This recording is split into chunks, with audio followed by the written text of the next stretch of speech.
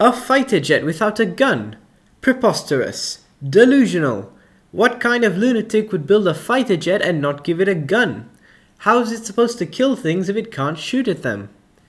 It was a strange idea, designing a fighter plane without guns, but it was precisely the idea that British engineers at de Havilland had in mind when they conceived this design in the 1950s. This is the de Havilland DH-110 Sea Vixen.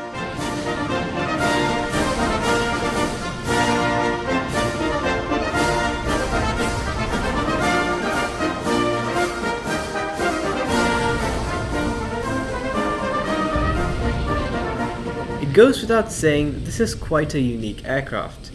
To sum it up in a sentence, this is the best plane in the game that you should not buy. There is literally nothing bad about this plane. It is perfect in every way, and yet it sucks. If you judge purely based on my stats, this plane is incredible. In 25 games with it, I have an 80% win rate, way higher than any other vehicle I have, and my KD is a handsome 3-1. For context, all my other jets around this BR have win rates below 50% and kill to death ratios hovering around 1-1. To call this jet good would be an understatement. This plane is faster than just about anything it faces. More importantly than that, this aircraft accelerates like an early supersonic.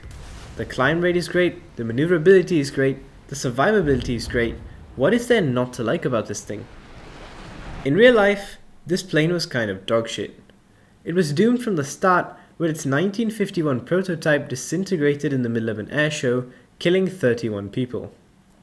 Its developer, British aircraft manufacturer de Havilland, was not really known for aircraft safety during this time period, having designed the de Havilland Comet 2 years prior, which crashed no less than 13 times, killing over 400 people during its service life.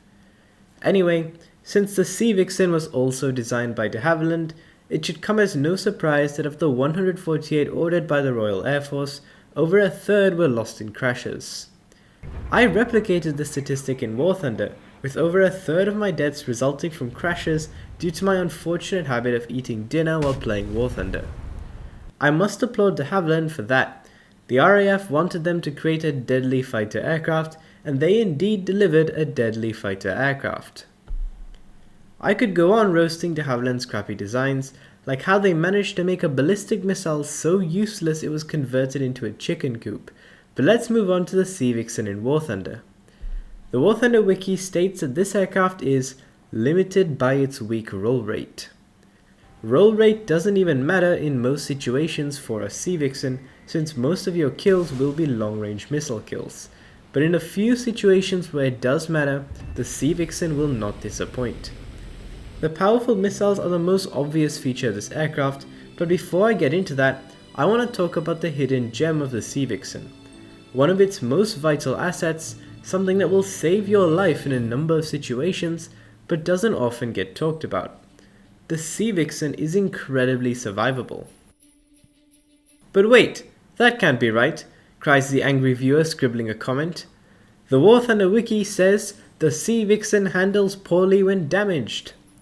Now, the wiki editors are great, and I highly recommend you go there if you need information about the game, but sometimes the information on the wiki is outdated or simply just wrong.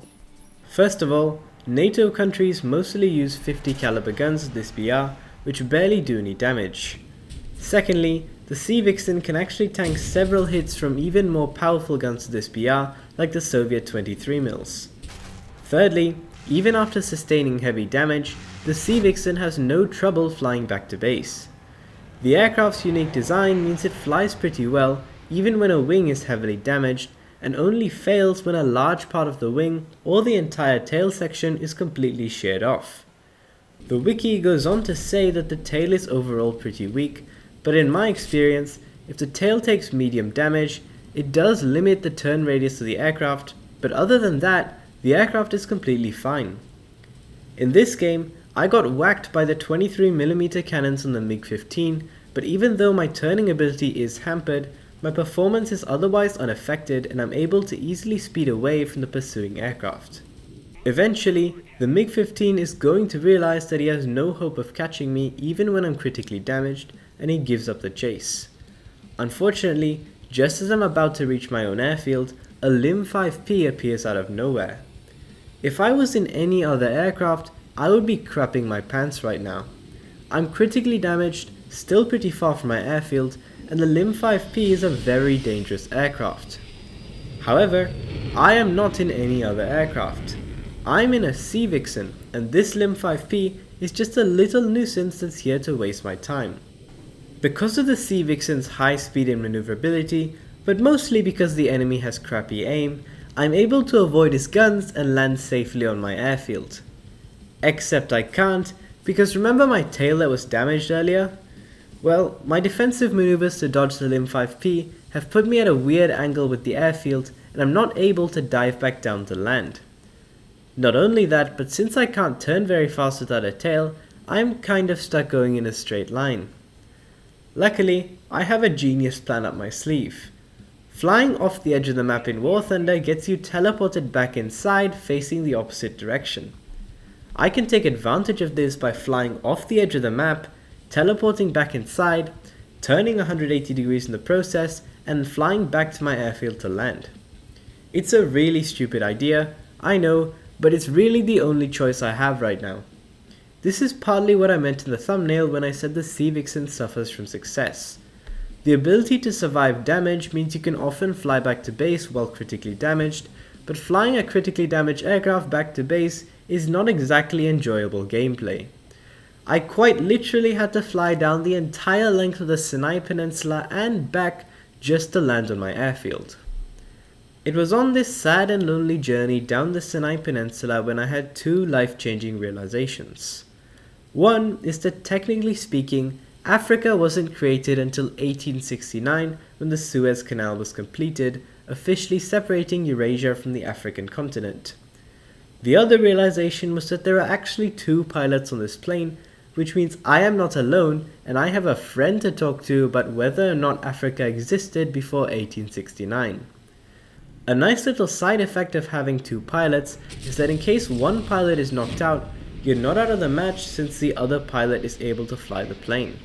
In case everything I just showed you before wasn't enough to prove to you the Sea Vixen can take a hit, here's a clip from earlier in that same Sinai game that really highlights how broken the Sea Vixen flight model can be.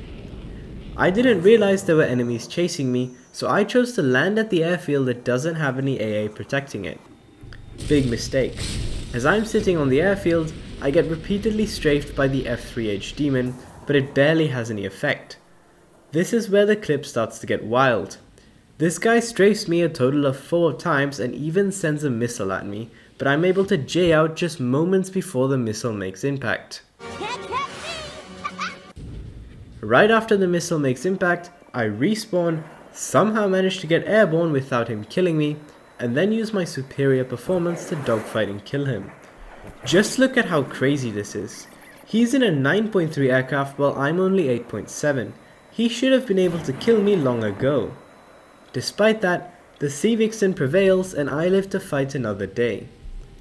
Incredible performance, surprisingly good survivability. Now onto the missiles, the final piece in the trifecta that makes the Sea Vixen so good. The missiles are top notch. Sure, they aren't the best missiles in game, but let's not forget, this plane is at 8.7. No one at 8.7 knows how to dodge missiles.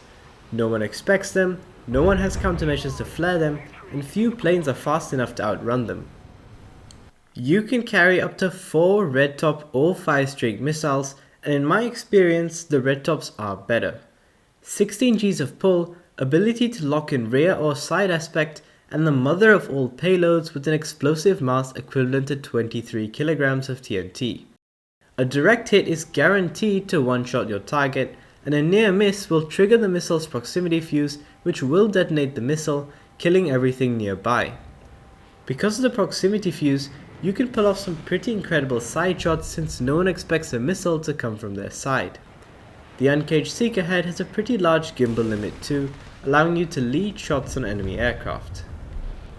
Great performance, great survivability, great missiles. It seems like everything about this aircraft is great. So why did I tell you earlier not to buy this aircraft? There's a couple of reasons for that. One is that a lot of your games are going to be looking like this. You fly in, you maybe get a kill, and your team wins the game before it can really get started.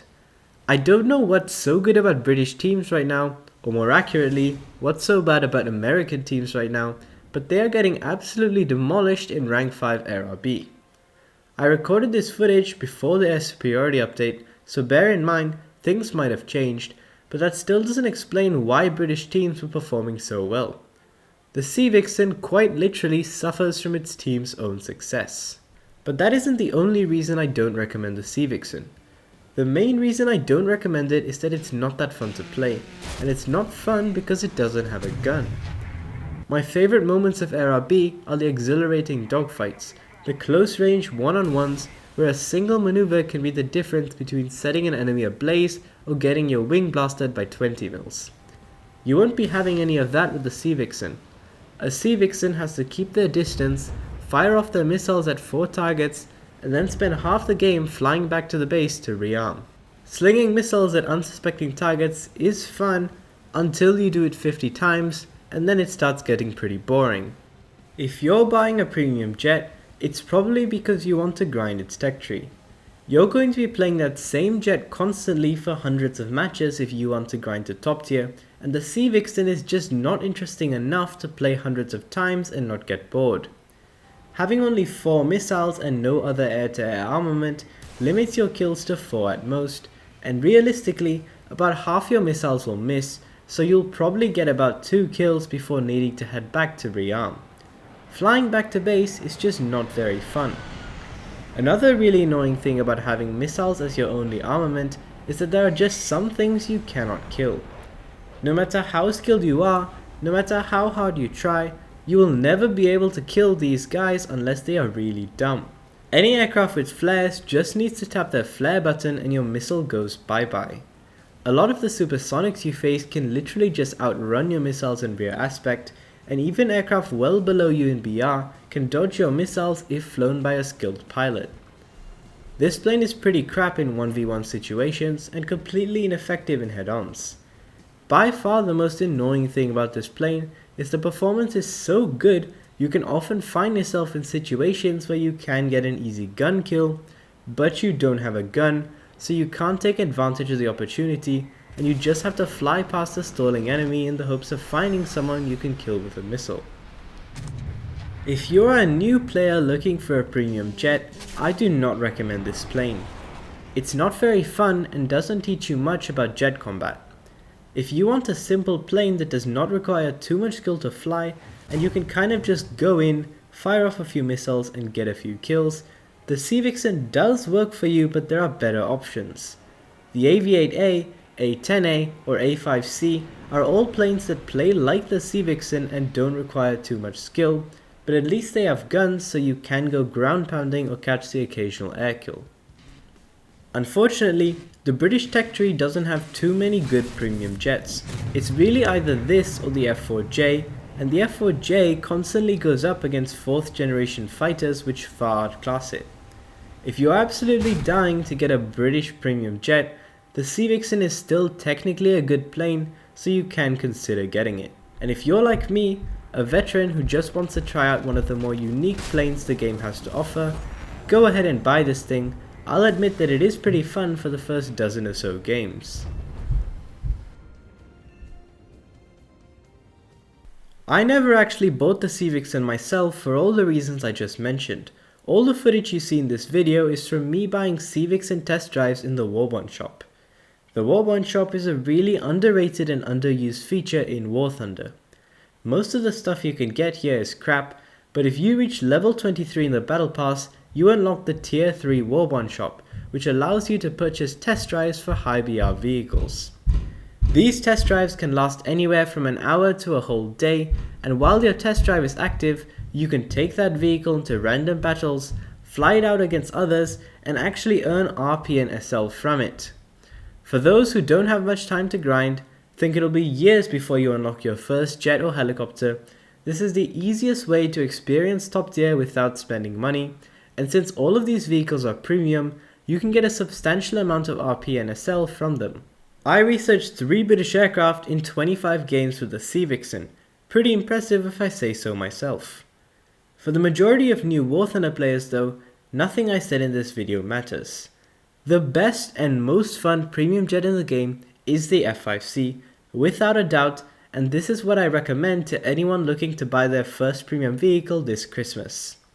There are of course other good premium jets like the MiG-23ML, J-35XS, etc., but in my opinion, the F.A.W is the best. Hope you liked the video and cheers till next time.